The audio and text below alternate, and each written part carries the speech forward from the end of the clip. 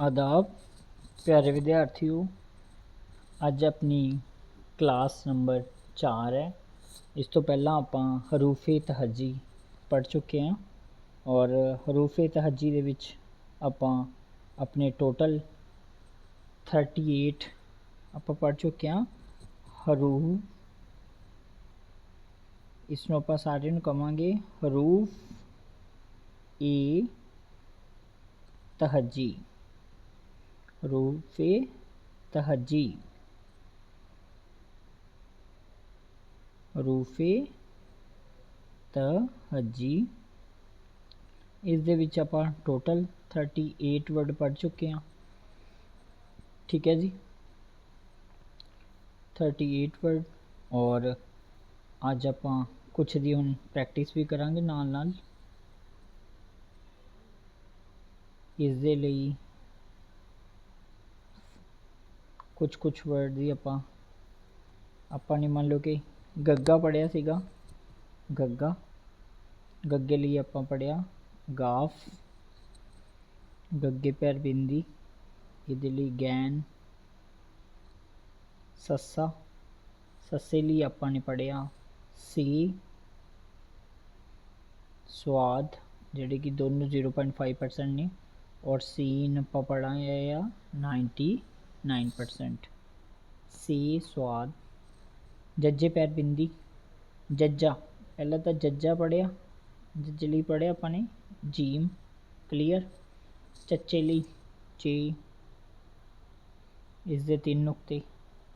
पप्पे लिए आपां ने पढ़िया पे, 3 नुक्ते।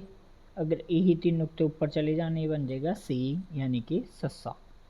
और जज्जे पैर बिंदी लिए आपां ने पढ़िया जज्जे पैर बिंदी लिए जाल, जे, वड्डी जे, और अपना जवाद और जोएं।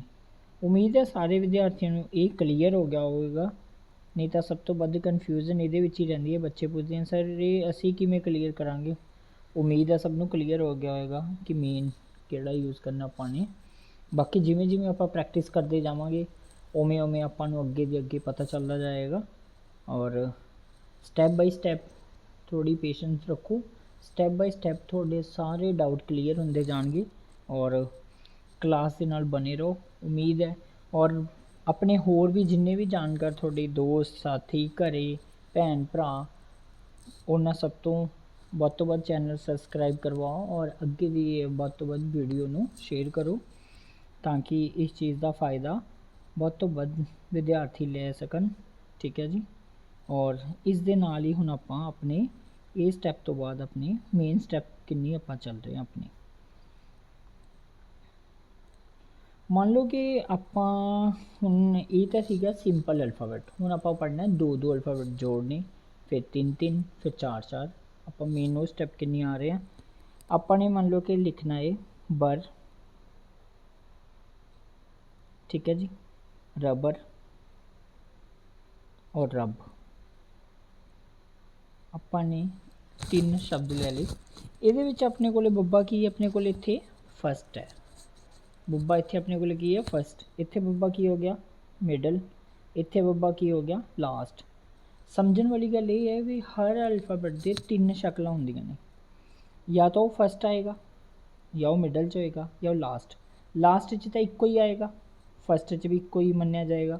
मिडल च मान लो कि जे 6 शब्द ने तो ਉਹਦੇ ਵਿੱਚ ਇੱਕ फस्ट हो गया, एक लास्ट हो गया, तो ਉਹਦੇ ਵਿੱਚ 4 सेंटर च की हो गए, 4 मिडल हो गए।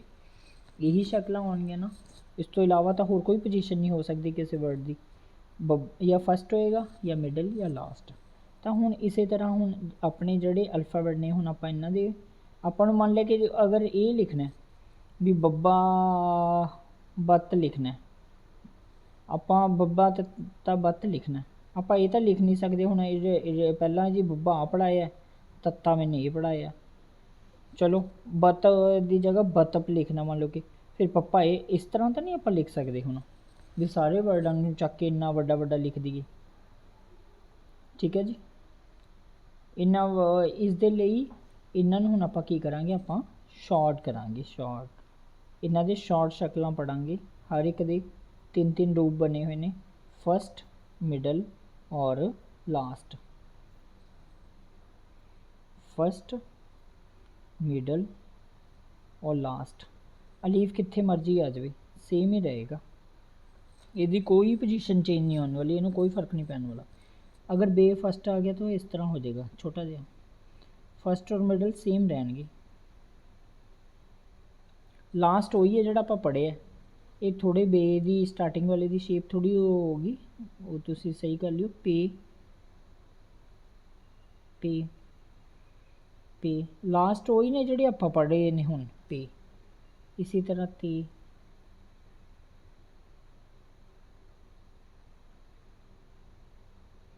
तेरे दो ही नुक्ते हैं,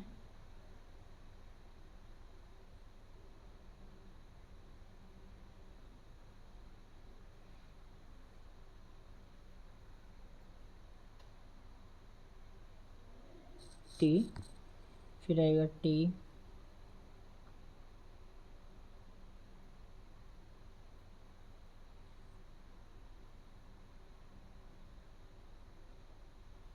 फिर इसे लाइन द लास्ट सी,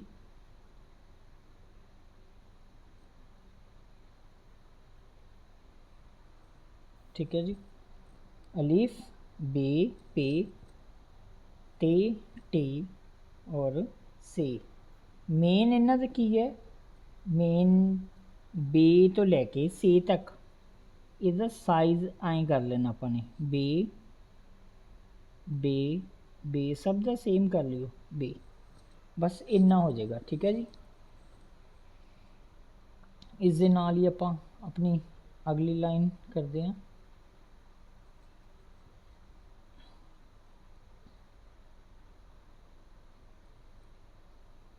फिर वही फस्ट मिडल लास्ट। इस तो अगली लाइन अपने को है इत्थे की है जीम, उन्हें की किया, उन्हें जीम का इन्ना हिस्सा कटता, अपने को कितना रह गया, सिर्फ इन्ना, ठीक है जी, इन्ना रह गया, ठीक है। और आप थोड़ा इन टेढ़ा कर लेंगे, जीम जीम और जीम, लास्ट वाला वही जो आप पढ़े, फिर ची ची ची, जीम ची जीम ची, फिर आएगा ही